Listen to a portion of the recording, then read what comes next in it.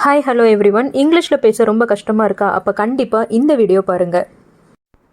முதல்ல குட்டி குட்டி வாக்கியங்கள், அதாவது சின்ன சின்ன சென்டென்சஸ் எப்படி இங்கிலீஷில் க்ரியேட் பண்ணுறது அப்படிங்கிறத பார்க்கலாம். இதை கற்றுக்கிட்டாலே ஆட்டோமேட்டிக்காக நீங்கள் பெரிய பெரிய சென்டென்சஸ் நீங்களாக க்ரியேட் பண்ண ஆரம்பிச்சிருவீங்க. நம்மளுடைய பழக்க வழக்கங்கள் பற்றி பேசும் பொழுதோ அல்லது நம்மளோட டெய்லி ரொட்டீன் பற்றி பேசும் பொழுதோ எப்படி சென்டென்சஸ் க்ரியேட் பண்ணுறது அப்படிங்கிறத பார்க்கலாம். உதாரணத்துக்கு, நான் தினமும் காஃபி குடிப்பேன் அப்படிங்கிற சென்டென்ஸை எப்படி இங்கிலீஷில் ஈஸியாக நம்ம சொல்கிறது அப்படிங்கிறத நம்ம இப்போ பார்க்கலாம். இப்போ நான் குடிப்பேன் அப்படிங்கிறத இங்கிலீஷில் எப்படி சொல்லலாம்? நான் அப்படிங்கிறது ஐ, குடிப்பேன் அப்படிங்கிறது ட்ரிங்க், ஐ ட்ரிங்க் அப்படின்னு சொல்லலாம். இப்போ நான் காஃபி குடிப்பேன் அப்படிங்கிறது எப்படி சொல்லலாம்? நான் அப்படிங்கிறது ஐ, ட்ரிங்க் அப்படிங்கிறது குடிப்பேன். என்ன குடிப்பேன்? காஃபி. ஐ ட்ரிங்க் காஃபி, நான் காஃபி குடிப்பேன் அப்படின்னு சொல்லலாம். இப்போது நான் தினமும் காஃபி குடிப்பேன் அப்படிங்கிறது எப்படி சொல்லலாம்? ஐ ட்ரிங்க் காஃபி எவ்ரிடே. தினமும் அப்படிங்கிறது எவ்ரிடே. அப்போ ஐ ட்ரிங்க் காஃபி எவ்ரிடேன்னு சொல்லலாம்.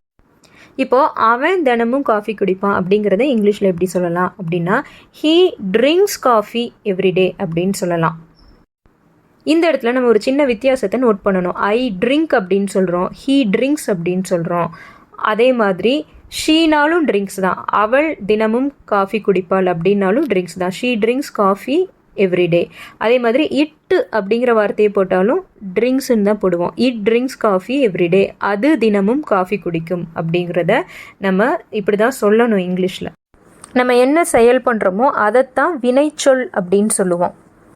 எக்ஸாம்பிள், ட்ரிங்க் குடிப்பேன், ப்ளே விளையாடுவேன், இதெல்லாம் என்ன வினைச்சொல்.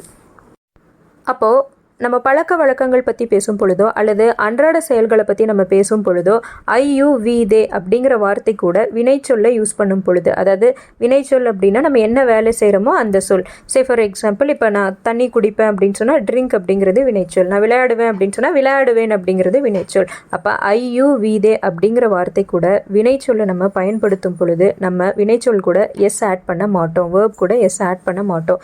இதே ஹீ ஷீ இட் அப்படிங்கிற வார்த்தையை யூஸ் பண்ணி நம்ம வேர்ப் பக்கத்தில் ஆட் பண்ணும் பொழுது நம்ம அந்த வினைச்சொல்லோட எஸ் ஆட் பண்ணுவோம். For example, he drinks, she plays, it dances, இந்த மாதிரி. அதே மாதிரி நம்ம பெயர்கள் கூட வினைச்சொல்ல ஆட் பண்ணும் பொழுது, வேர்ப் ஆட் பண்ணும் பொழுது, Ram plays, Sita plays, robot dances அப்படின்னு சொல்லிட்டு நம்ம வேர்போட எஸ் ஆட் பண்ணுவோம்.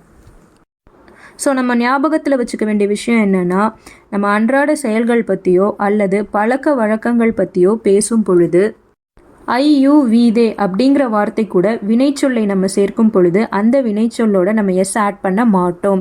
இதே ஹீ ஷீ இட் அப்படிங்கிற வார்த்தையோட வினைச்சொல்லை சேர்க்கும் பொழுது அந்த வார்த்தையோட நம்ம எஸ் ஆட் பண்ணுவோம்.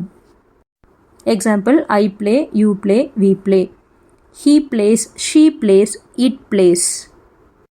அதே மாதிரி பெயர்களோட வினைச்சொல்ல ஆட் பண்ணும் பொழுது, அதாவது வேர்ப் ஆட் பண்ணும் பொழுது நம்ம எஸ் ஆட் பண்ணுவோம். Example, Ram plays, Sita plays, robot plays. இப்போது பழக்க வழக்கங்கள் பற்றி பேசும் பொழுதோ அல்லது அன்றாட நிகழ்வுகளை பற்றி பேசும் பொழுதோ எப்படி சென்டென்ஸ் கிரியேட் பண்ணணும் அப்படிங்கிறது உங்களுக்கு புரிஞ்சிருக்கும்னு நினைக்கிறேன். அடுத்த வீடியோவில் நம்ம திரும்பியும் சந்திப்போம். நன்றி, வணக்கம்.